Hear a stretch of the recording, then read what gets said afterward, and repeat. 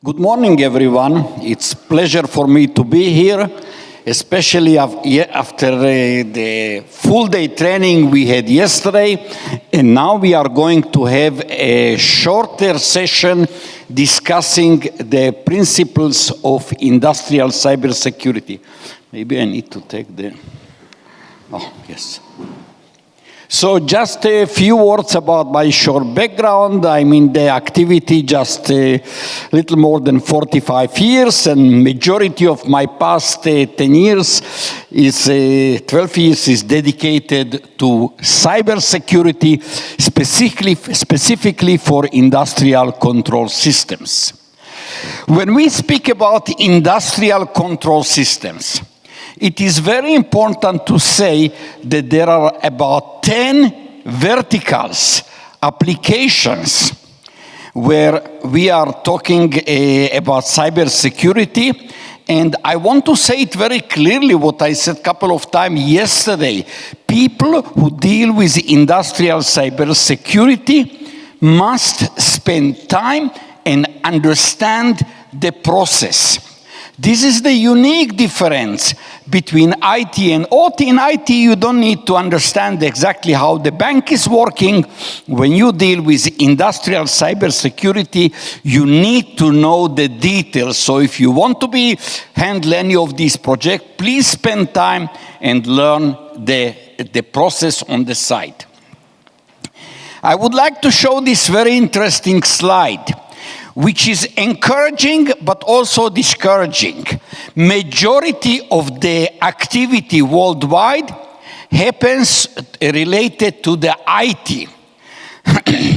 The amount of people who are dealing with industrial cybersecurity are much less, and the number of experts who deal with industrial cybersecurity is even very small, and you will be surprised to hear that there are just few people. What is important to say, that people who believe they are expert in IT and both OT, it's probably not existing, because the way how IT people and OT people think, it's significantly different. So there is an important challenge to all of us to learn industrial cybersecurity in order to enhance the cybersecurity posture of your organizations. When we speak about industrial cybersecurity, we know that the risks are growing. Why the risk is growing? Because people are adding IIoT devices. People are modernizing the system. Sorry. Adding TCP/IP communication and so on. So what is very important is to make sure that we protect the organization correctly. When I say protecting the organization, I want to say it very clearly. It is not possible to protect an organization.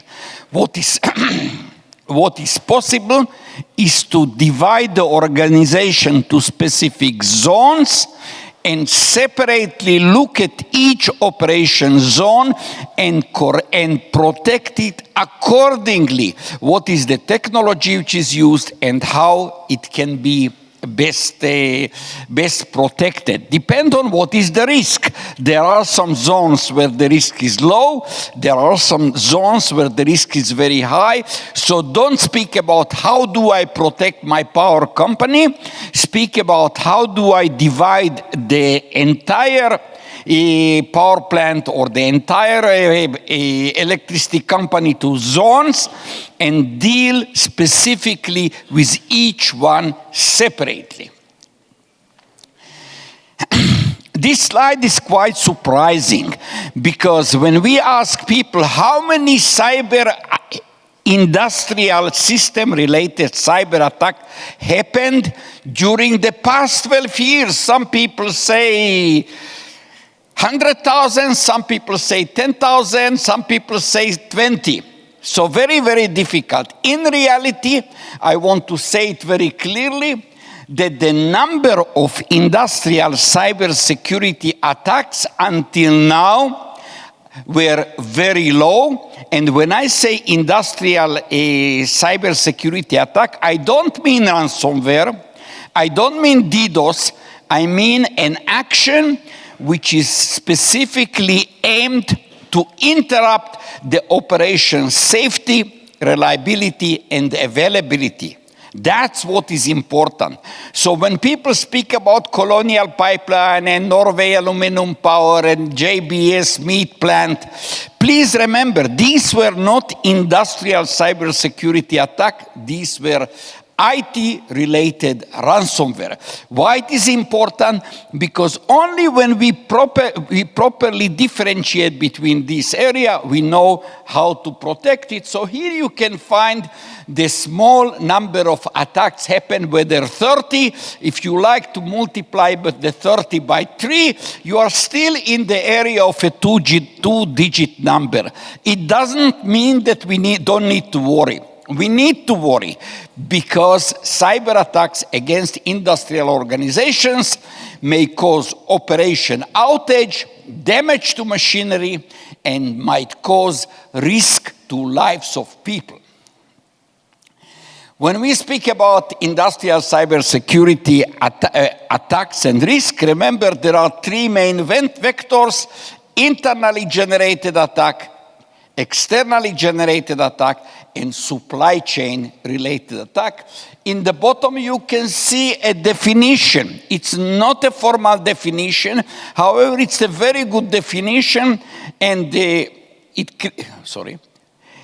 clearly shows that the process which run by the ICS threatens the operation safety and availability of the facility. So we are don't confuse it with ransomware. This is very, very important. By the way, everyone who is interested can receive this slide set, can read the slides, can ask me questions later during the conference or via email. When we speak about the structure of the organization, you see that the bottom layers are related to the industrial process, and on the top there is the IT operation, not because IT operation is not important, because this presentation deals specifically with industrial cyber security. So that's the way. We see the layers in the bottom, which are the sensors, about the controllers, the HMIs, and then some supporting systems according to the Purdue model. So important to understand this slide, because this is the only way that we can achieve cyber resilience accurately and cost effectively. Very important to know that the first step in protecting the organization must start with asset inventory.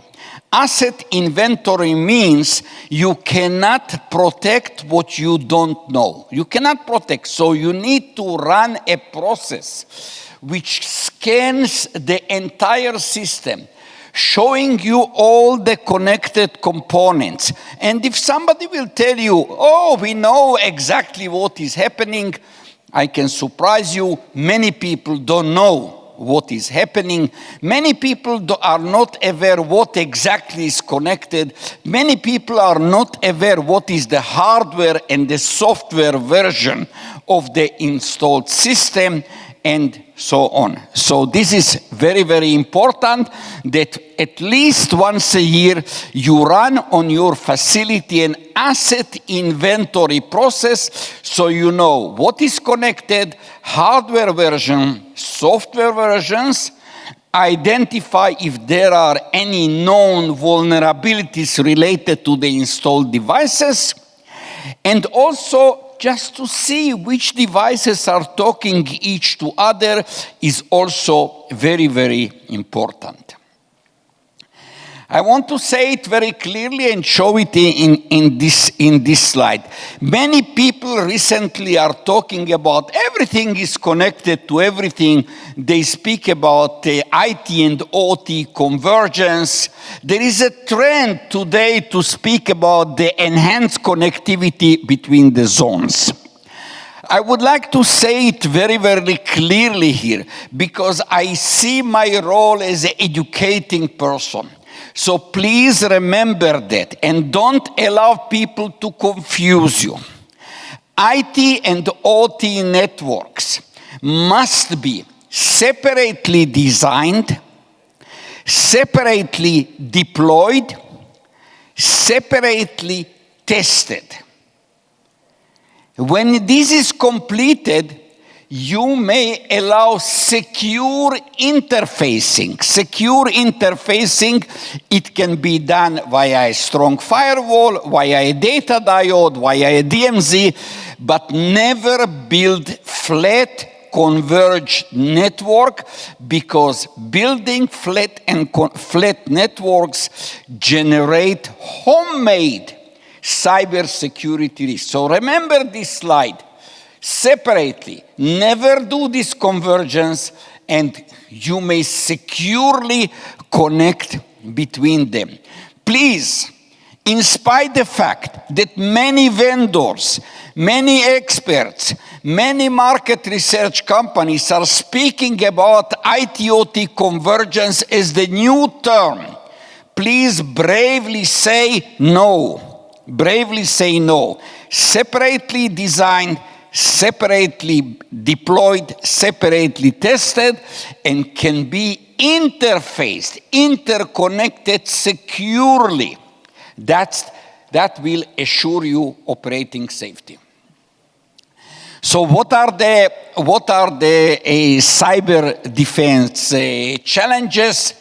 I already said we need to assure operating safety and reliability. We need to correctly perform business impact analysis. What can happen? You need to be able to look at every zone at your organization and have a clear picture of what can happen if an attack will happen. I want to say it clearly and bravely. If you not assume that your organization may be under attack tomorrow, next week, next month, or next year, if you don't assume that, you will never be prepared. And this is a huge problem. All the stories that you hear on the news about Colonial Pipeline, about Oldsmar, about Stuxnet, about the Ukraine attack, in majority of these cases, the organizations were not correctly prepared. Investment in preparation is highly important. Many people talk about the term zero trust. Zero trust is a new term, but please remember, it's not a standard term. It's not a term that you can just use with any system. You need to look at your system. We already talked about you need to understand your process. You need to look at your system and think about how can you prepare, how can you be prepared that every action will be supervised, that you will not trust any communication, you will not trust any connection, you always find a mechanism to verify. So the term zero trust method is aimed for protecting the organization by eliminating simple always trust concept and continuously validating every data interaction based on the principle never trust, always verify. So what I suggest to you, please look at your system architecture, look at the components, look at the zones, and ask yourself, what does it mean for that specific zone, zero trust? Forget about the definition. What does it mean for that specific zone, that specific process, and you will find the right solution. People are talking about introduction of new technologies, the 5G, which is definitely going to bring major improvement, less wiring, faster communication. But always please remember, every new technology may generate benefits, but 100% of the new technologies probably generate new cybersecurity risks. So when you consider deploying a new technology, please ask, what are the benefits it will generate and what are the new risks it will generate, and see what you need to do in order to reduce the risk. Another technology that people are today using is called deception. Deception means that you assume that the attacker already penetrated to your system. You must assume that. Obviously, you try to keep your system safe, but sometimes the system fails, you already penetrated. So the term deception means how you are tricking the attacker, the attacking software, that he will go to a corner where he can cause no harm and you can catch him over there. Similarly, like a mousetrap is working, you put a piece of cheese and then he will go there and then you catch there. That's the deception. It's the new technology. It's effective technology. There is one very important question you need to ask. How fast the attacker will realize that he is not in the real area, but it's in the honeypot area. I tell you that I was surprised. One expert told me last week that a good attacker will figure out in 10 minutes that he is close to the honeypot and is not in the area where he can achieve his goals. So when people talk to you about deception, ask, yes, how fast the attacker, because if the attacker will realize that he is in the deception area, not so good. Speaking few words about the standards, the ISA 62443 is the most important standard, internationally accepted standard for future cyber defense methodologies. It is a very good standard. I believe it will take over many other standards. However, it's quite complex. It is about 1,500 pages, 1,500 pages.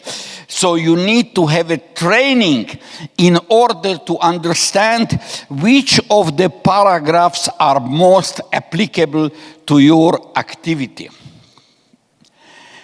Little bit about anomaly behavior detection. In many cases, we have situation like the zero-day type attacks. What is a zero-day type attack? It is an attack which we never saw before. We are unable to identify it by some kind of signature.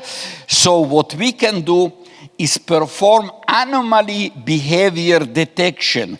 Detect that something strange is happening in your system, strange in the process, strange in the communication, something strange is happening, and then you can pay attention to that and take an action. So anomaly behavior detection is a situation where it's not like antivirus with signatures. It is like a process of finding something that you don't know.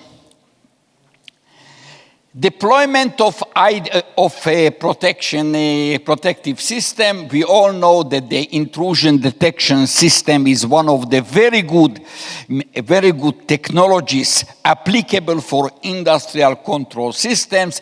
Please be aware that the intrusion prevention system cannot be used for industrial control systems because the intrusion prevention system is interrupting the operation and might create higher risk than what you expect. So we always consider the IDS. The data from the IDS is going to the SIEM, the Security Information Event Management System, which is collecting all the data and detecting the alert. There are a couple of new technologies which are running, the EDR, MDR, and XDR. Many people are talking about it. I just want to shortly and briefly talk about it.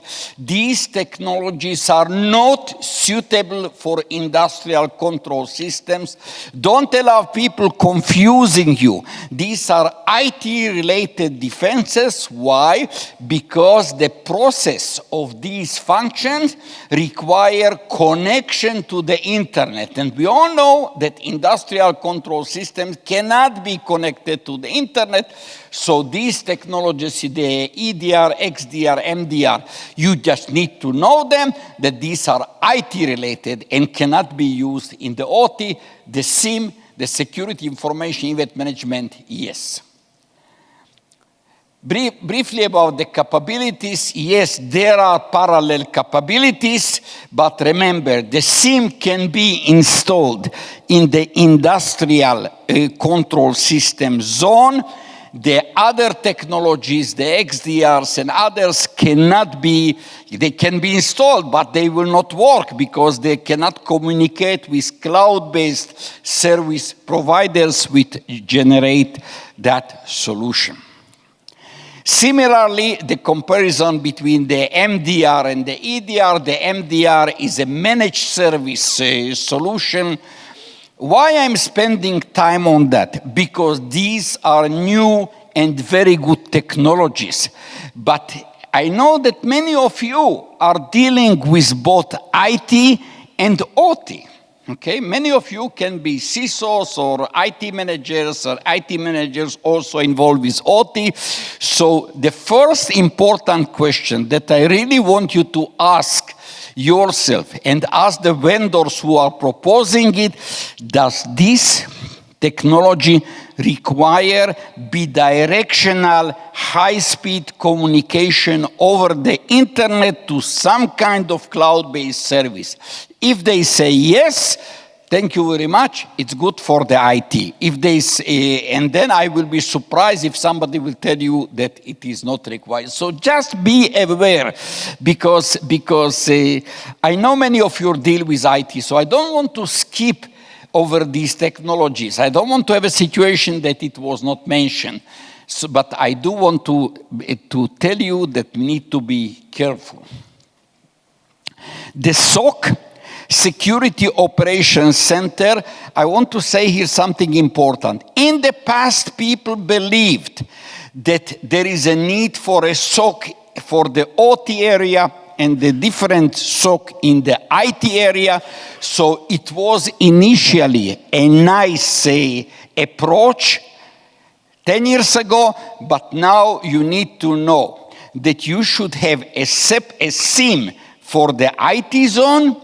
You can have a SIEM for the OT zone, but you can only have one SOC where all the data is forwarded and can be analyzed in order to detect if there is any cybersecurity event. So remember, SIEM separately, IDS separately, IPS only in the IT, not in the OT, SOC only one. The SOC analysts they don't understand industrial parameters. They understand alerts. They understand severity of the alerts. And this is what we need to pay attention to that. Another technology, because we are talking about the new tech, so the SOAR, the Security Orchestration, Automation and Response. This technology is specifically related to the SOC room.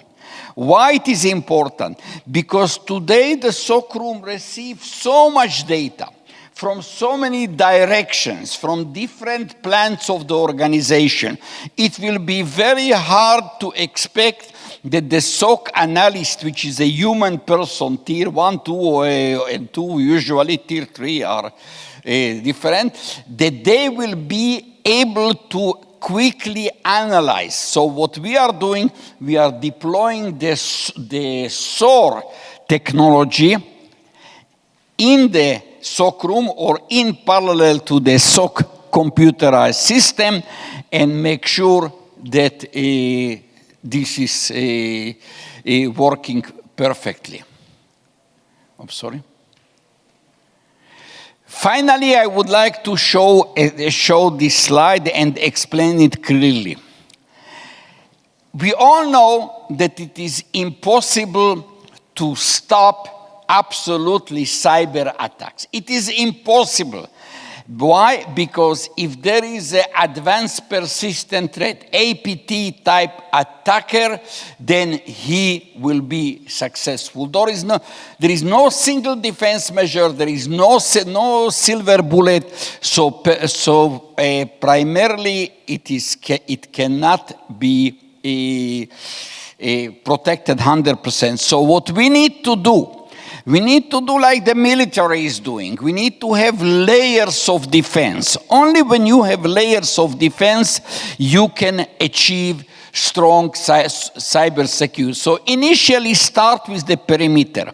What is important? Important to say that perimeter physical security is a critical precondition to cybersecurity. I want to say it opposite way.